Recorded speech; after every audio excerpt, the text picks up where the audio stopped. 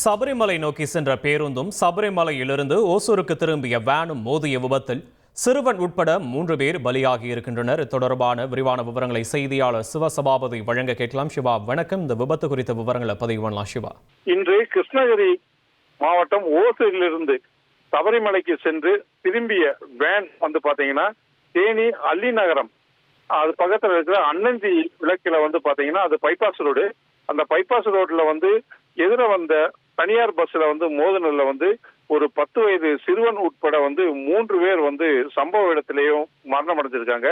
இது மட்டும் இல்லாம மோதின வேகத்துல வேனும் பஸ்ஸும் பாத்தீங்கன்னா அதிக சேதம் சுக்குநூறா உடைஞ்சிருச்சு அப்படின்னு சொல்லலாம்.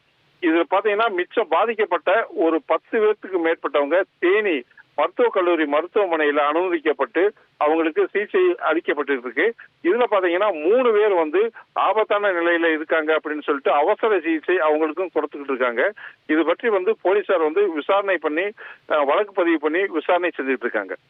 விவரங்களுக்கு நன்றி சிவசபாபதி. செய்திகளை உடனுக்குடன் தெரிந்து கொள்ள உடனே சப்ஸ்கிரைப் பண்ணுங்க.